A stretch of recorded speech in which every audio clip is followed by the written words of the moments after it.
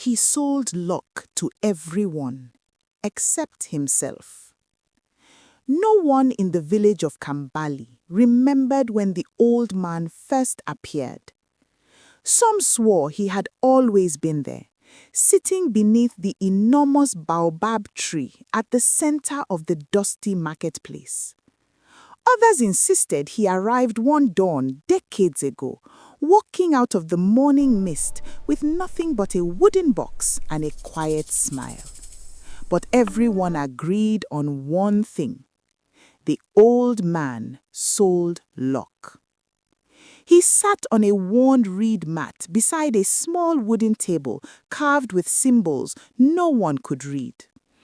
On the table rested dozens of tiny glass bottles, each sealed with wax and filled with shimmering golden dust that seemed to glow faintly even under the harsh African sun.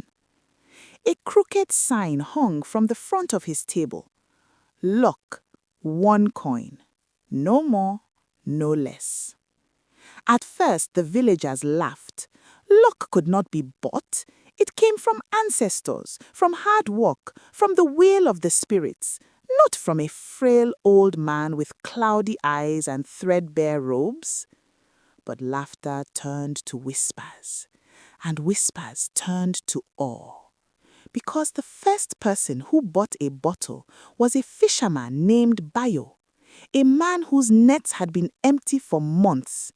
His children were starving. His wife had begun to boil stones just to give them hope of soup. With his last coin, he bought a bottle.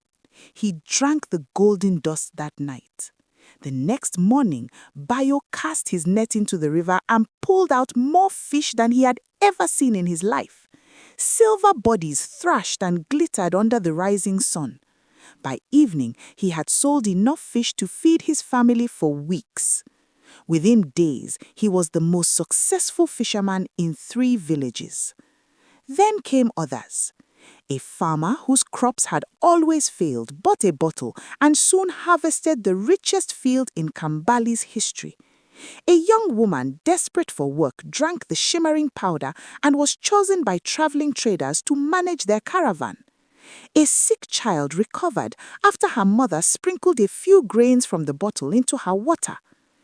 Every person who bought the old man's luck found fortune soon after. Every single one. The village transformed. Huts became homes, empty bowls filled with steaming food. Hope, once scarce as rain, flowed through Kambali like a blessing. Yet, the old man remained the same. His robe grew thinner with time, patched so many times it resembled a map of faded cloth. His sandals were worn nearly through. Some days he ate nothing at all.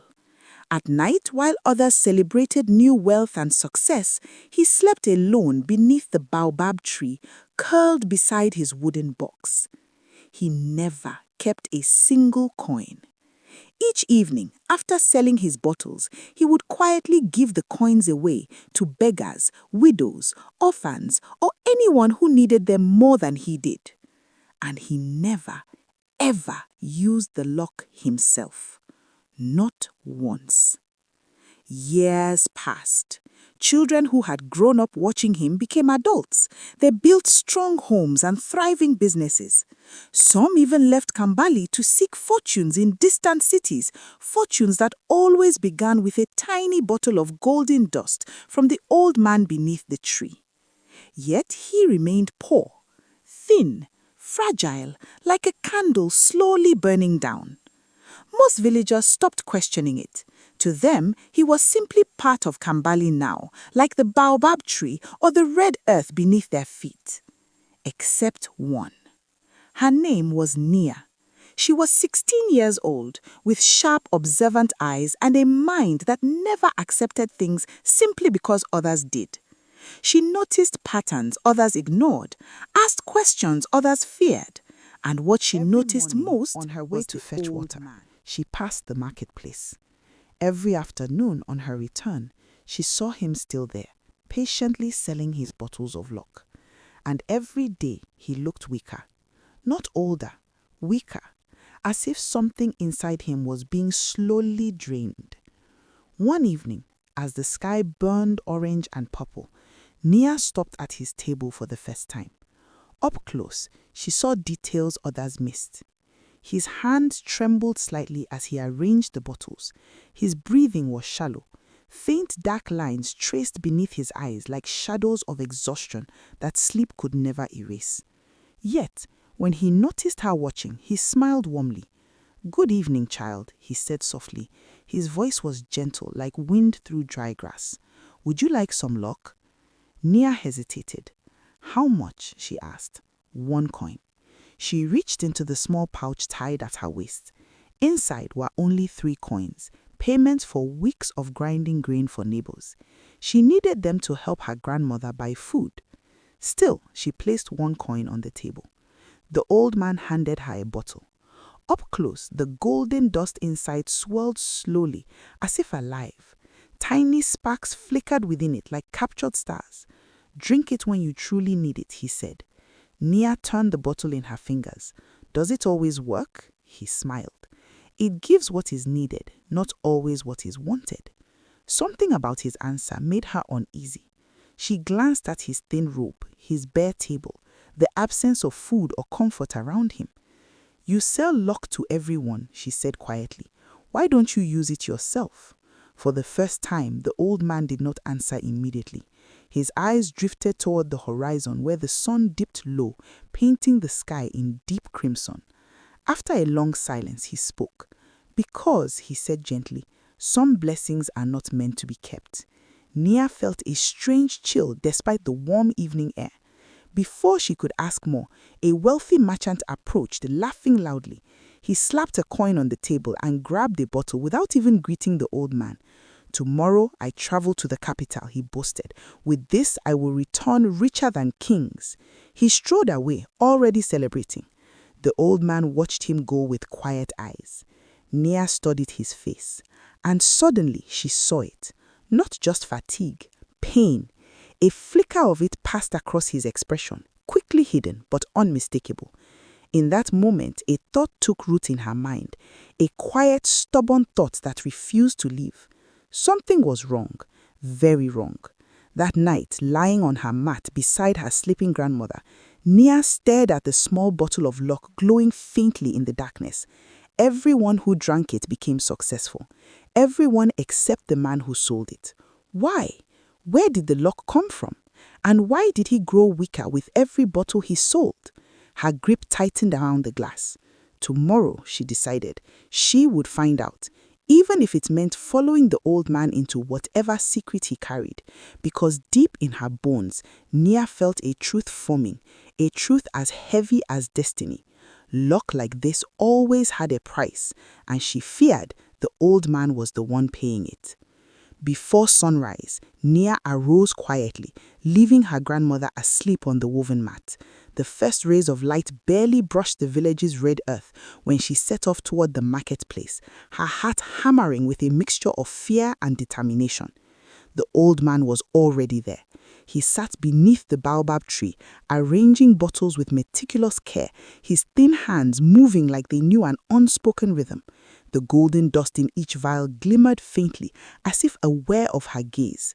Nia crouched behind a stack of clay pots, observing him. She noticed tiny movements others never did. A brief wince when he lifted a bottle, a tremor in his shoulders that quickened whenever someone approached to buy a vial. Every sale seemed to drain him little by little.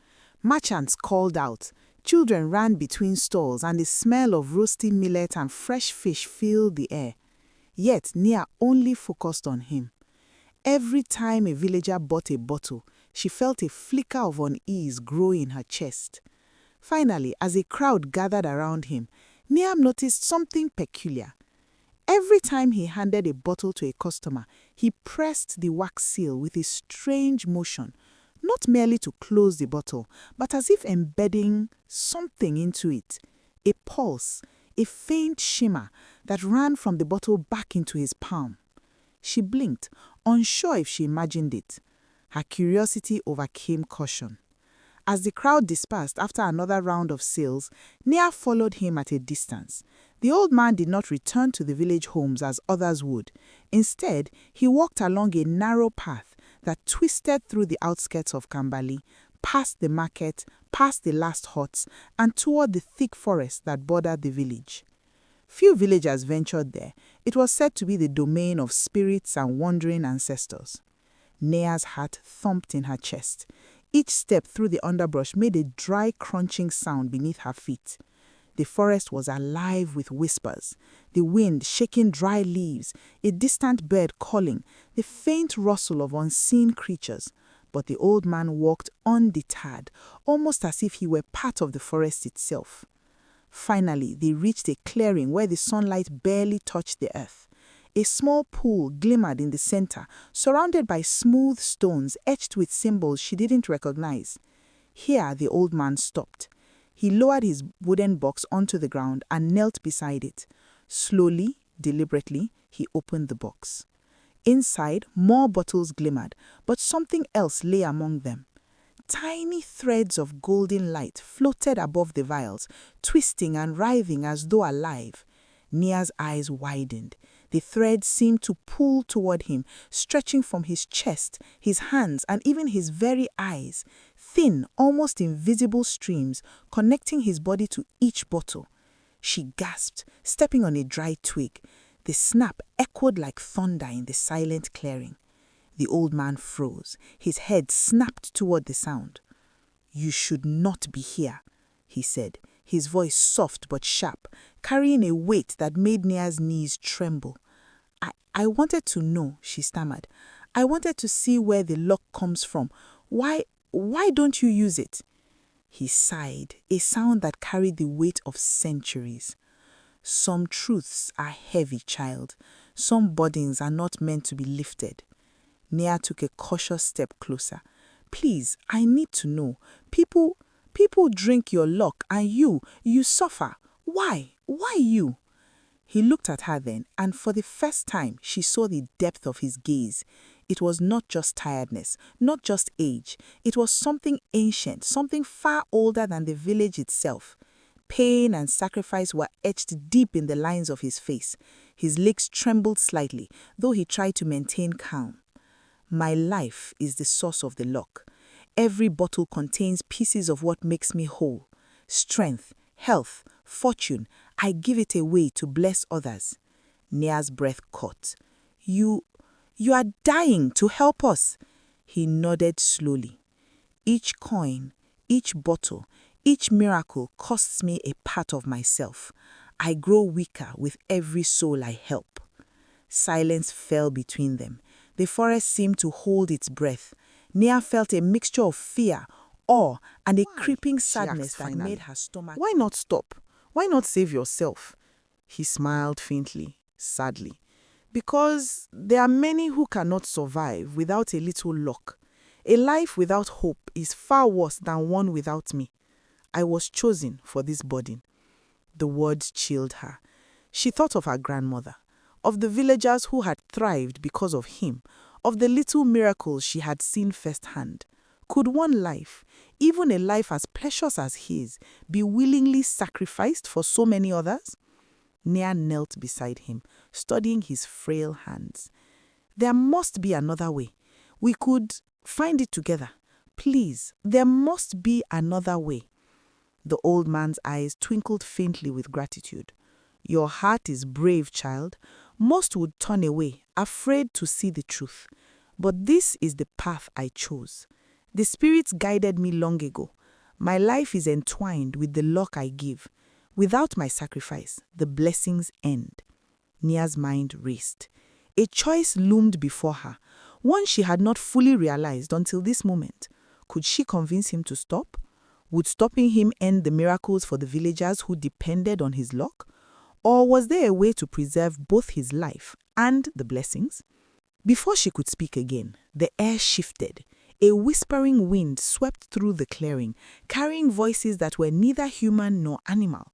Golden threads above the bottles flickered violently. The forest seemed alive with anticipation.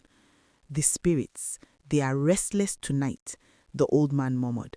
"Perhaps it is time you understand fully the true price of luck." He gestured toward the bottles. Nia stepped closer.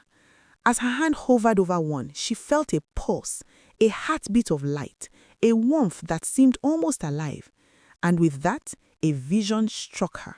Flashes of lives transformed, miracles unfolding, and in the midst of it all, the old man shrinking, fading, giving himself piece by piece until only a whisper remained. Nia staggered back, her breath quickening. The truth was heavier than she could have imagined. You are giving yourself away," she whispered, voice trembling. "All of it. Your life." He nodded. "So others may live. So hope remains where it is most needed. This is my destiny and my choice." Nia's eyes teared up. She had come seeking answers, but now she understood something deeper. This was not just a story of luck. It was a story of sacrifice, of courage, of humanity itself. Nia made a silent vow that night. She would not let the old man bear this burden alone. She would watch, learn, and one day make the choice he could not undo.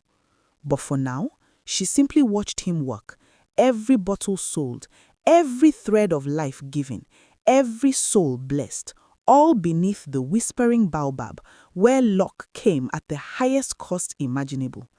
And in the stillness of the forest, she realized the journey ahead would be far more dangerous and far more heartbreaking than she had ever imagined. Nia could barely sleep that night. The vision she had seen in the forest, the golden threads connecting the old man to each bottle of luck, haunted her. Every time she closed her eyes, she saw him growing thinner, fading with each miracle he gave. And yet, every villager she remembered, the hungry fisherman, the struggling farmer, the sick child, all smiled and thrived because of him. By dawn, she knew she could no longer remain a silent observer. She had to follow him again, to understand exactly what he endured, and perhaps, if she could, find a way to lessen the burden with chatter, laughter, and the morning sun spilling across the red earth. Yet Nia ignored it all, her eyes fixed on the old man beneath the baobab. He moved more slowly than yesterday, each step deliberate, each bottle arranged with care. Yet she noticed the faint tremor in his hand had deepened. She followed him quietly, keeping to the shadows as he took the winding path toward the forest edge. But this time he did not stop at the small clearing. He continued deeper through a section of forest thick with twisted roots and towering trees whose leaves blocked out the sunlight. The air grew cooler, damp, and heavy with the scent of earth and moss. Nia's pulse quickened. She had been warned that the forest was not always friendly. Spirits, some kind, some cruel, roamed here. But she could not turn back, not now. Finally, they arrived at a strange hollowed-out tree, its trunk enormous and hollow, like the gateway to another world.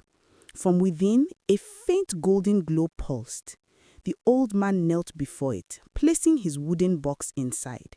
He whispered words Nia could not understand, and then the bottles began to float, suspended in the air.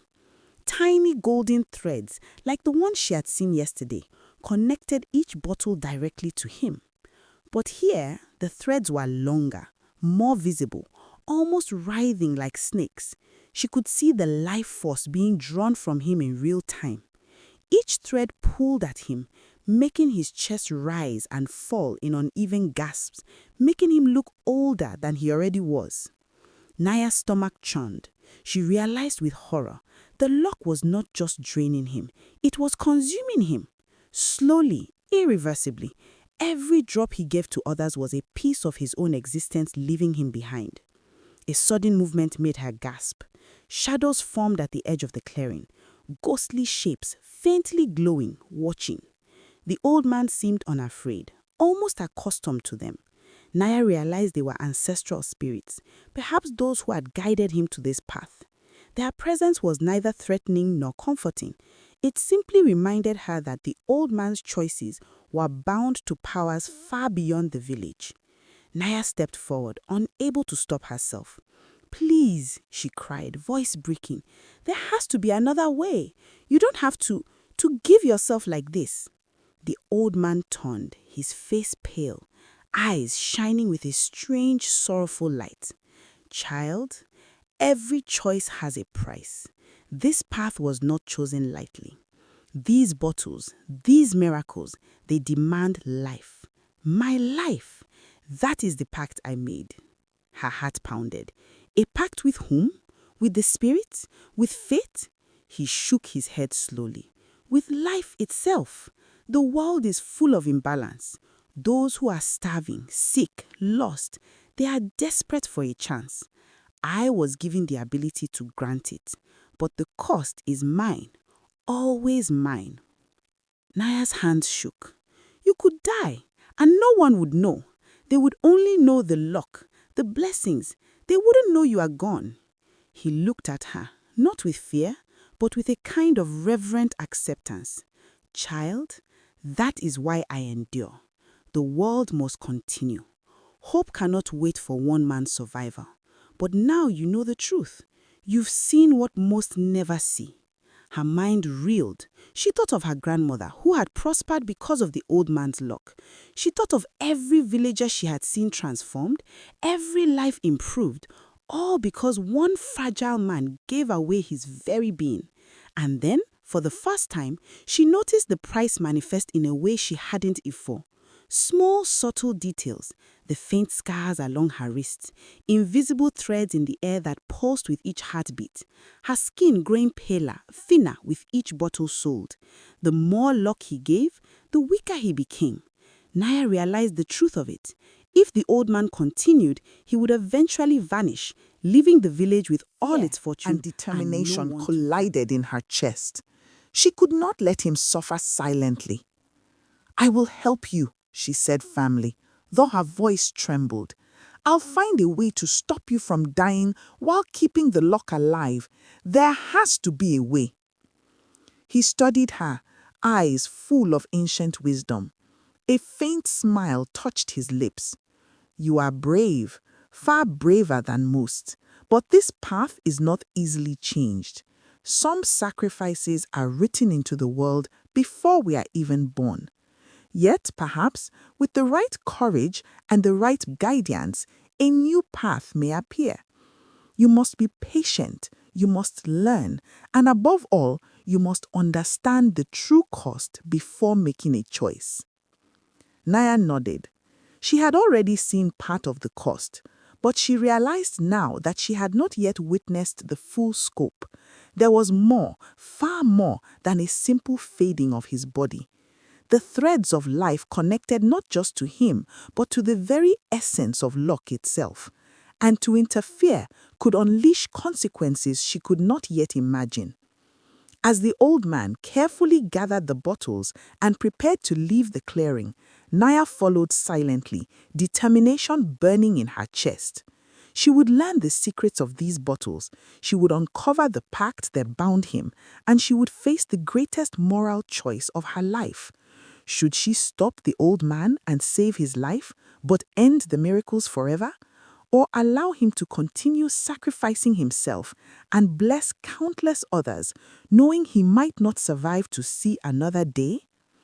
The sun dipped low, painting the forest in gold and shadow. Naya knew the next days would reveal answers, dangers, and revelations far beyond what she had imagined. And somewhere deep within her, a question took root, stubborn and heavy. How much is one life worth if it can give hope to thousands? For days, Naya followed the old man in silence, observing his rituals, the delicate care with which he handled each bottle of luck, and the subtle signs of his weakening body. She began to notice patterns. The golden dust responded not just to will, but to emotion. When he was tired, fearful, or pained, the dust glimmered faintly, almost dimmed. When he smiled, even faintly, or remembered a happy memory, the dust shimmered with extraordinary brilliance, as if alive. One evening, as the sun sank behind the distant hills, Naya gathered the courage to speak. "Old man," she said, her voice trembling, "I need to understand something. Where does the luck really come from? What is in these bottles? If it is your life, what part of you is inside them? He regarded her quietly. His eyes reflected the fading sun, golden and sorrowful. Luck, he said slowly, is not a gift from the heavens, nor a simple blessing. It is a living force, and yes, a part of me sustains it. My strength, my vitality, my very essence. Each bottle takes a piece of my being and shapes it into a force others can use. Naya shivered. But that means you're slowly dying. He nodded. Yes, and yet, without it, thousands would have nothing. I made this choice long ago, before you were born. I accepted the pact with full knowledge of the cost. I am the guardian, the vessel. Without me, the lock cannot exist. She felt a chill creep along her spine. The pact? With whom? How did you come to agree to this? The old man closed his eyes and exhaled deeply. Long ago, when I was a young man, the village faced a famine unlike any before. Starving children, dying elders, fields burned to dust. The spirits of the ancestors appeared to me in a dream. They offered me the chance to help, to create a source of luck for those who had none. But they warned me the luck must be balanced by life, Naya's eyes mine widened. and mine alone. And you accepted? He opened his eyes and smiled faintly, a shadow of pain crossing his features. I did. I did not hesitate. Someone must bear the burden, or all hope is lost. I chose to be that someone. A quiet fell over the forest. Naya looked at the bottles glowing faintly, the golden threads pulsating toward the old man, and realized the full weight of the situation. Each bottle sold, each miracle granted, was a slow theft from his life. His strength, his vitality, his very existence, all consumed to grant others hope. She thought of the villagers, of her grandmother, of the fisherman who once had nothing. She thought of the sick child who had recovered, and she felt a surge of both admiration and horror. "You're a hero," she whispered, "but you're also trapped. If the luck continues, you might not survive another year." He shook his head. "Not trapped, chosen. The spirits guide me and I guide the luck. The path was never easy, but I do not regret it. Every life touched, every smile, every success, it is worth the cost." Naya swallowed hard. She wanted to protest, to offer a solution, to save him from this slow death. But deep inside, she knew that any interference could unravel the delicate balance. One wrong move, one act of desperation, and the luck could vanish forever, along with the lives it had saved. The old man reached for a bottle, holding it in his frail hands. Golden dust shimmered like captured sunlight. He looked at Naya, eyes heavy with a mixture of sorrow and resolve. "Tomorrow, you will see the full power of the pact," he said. "There is a ritual, one that renews the lock, but it will demand more than ever. You must decide, will you help me or will you stop me?" Naya's mind raced. The choice was unbearable. Stop him and save his life, but condemn the villagers to misfortune, or allow him to continue, watching him waste away, yet saving countless lives. That night, she could not sleep. Every time she closed her eyes, she saw visions. The old man giving the bottles, the golden threads stretching from his chest, the villagers prospering, and his body growing weaker, thinner, paler, fading into nothingness. She thought of her grandmother. She thought of the fisherman, the farmer, the sick child, all alive, all thriving, all because of this man's sacrifice. And then she remembered something the old man had whispered. Some blessings are not meant to be kept. Could she allow a single man to suffer so that many could live?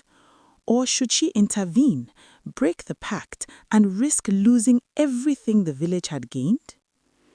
The next morning, the old man led her deeper into the forest than she had ever gone before. The trees grew taller, darker, their roots like giant serpents curling through the earth. At the center of a natural amphitheater, a pool glimmered with golden light, reflecting the sky like liquid fire. The old man said, "This is the heart of the pact. Here, the lock is renewed, but the cost is greatest." He gestured to the bottles floating above the water. Naya felt a tremor of fear and awe. The threads connecting him were longer now, brighter, thrumming with energy that made the air vibrate. She could feel it in her chest, a pull that was almost magnetic, almost unbearable. The old man turned to her. "You must choose soon, Naya.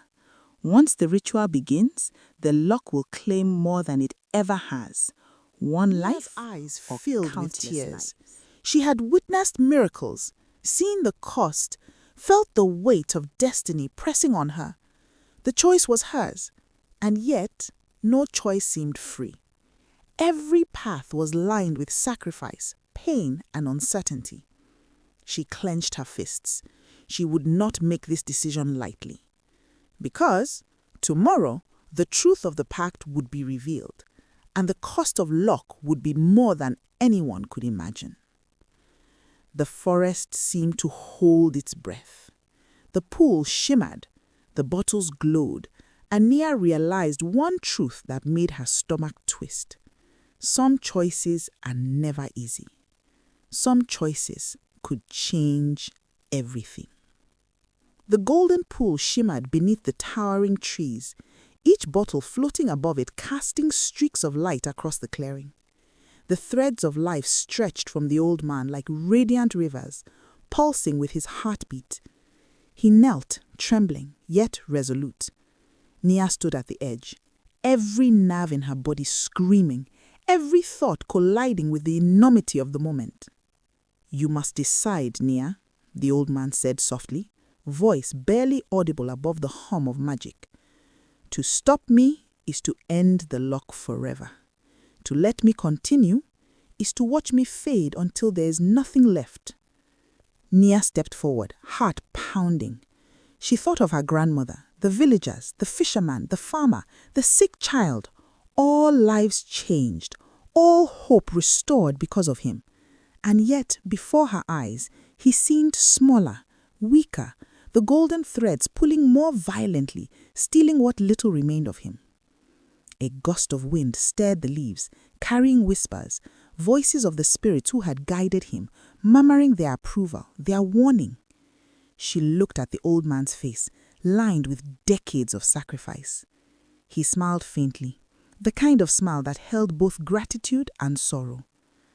"I have given all I can. The rest is yours to decide." Nia's hands shook. "There has to be another way," she whispered. "There must be a way to save you and keep the lock alive." The old man shook his head. "I am bound. The pact is older than you or I, older than the village. My life sustains it.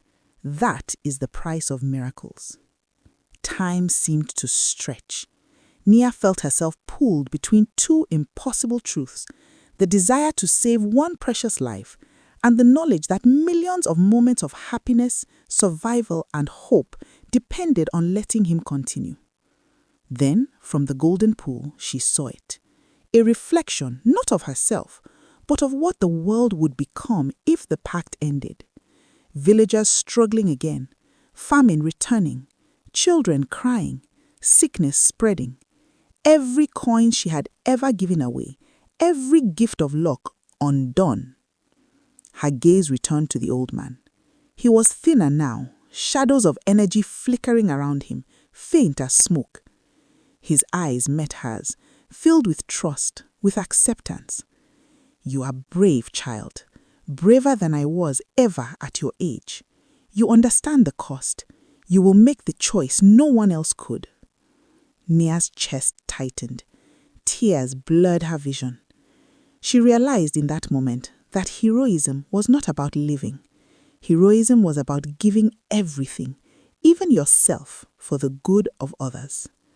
And in the forest, with the golden threads pulsing like veins of light, Nia made her choice. She stepped forward, placing her hand on the old man's shoulder. I will help you, she said, voice steady despite the tears. I cannot stop the miracles. I will stay, learn, and carry the burden with you. We will face it together. A faint wind swirled around them, the bottles glowing brighter, the threads pulsing in harmony. The spirits whispered, their voices soft and approving. Shone, a mixture of relief and gratitude. Then the pact continues and hope remains. Nia nodded. She knew the path ahead would be dangerous, painful, and full of sacrifice. She would watch him grow weaker with each bottle, each miracle, and together they would bear the cost. The forest settled into quiet reverence. The golden pool shimmered, reflecting both the despair and the hope that now intertwined with Nia's choice. She understood the weight of responsibility. The price of luck was life itself. And yet, in the old man's presence, she also felt the warmth of purpose. Some blessings, she realized, were not meant to be kept. They were meant to be shared, and the bravest among them were willing to pay the ultimate price. The old man closed his eyes, faintly smiling. Nia felt the threads of life pulse beneath her fingertips, not just from him, but from the future they had chosen to protect. Together, they would continue the legacy, a life given so that countless others could thrive.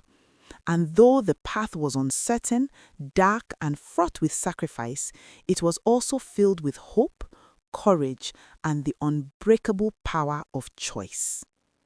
And so, beneath the towering trees and the golden light of the mystical pool, Nia made a silent vow to honor the old man, to bear witness to the price of miracles, and to ensure that hope never dies, no matter the cost. The forest whispered in approval, the bottles glimmered like stars, and the old man, fragile yet unbroken, gave a final nod of gratitude to the girl who had chosen to face the impossible alongside him.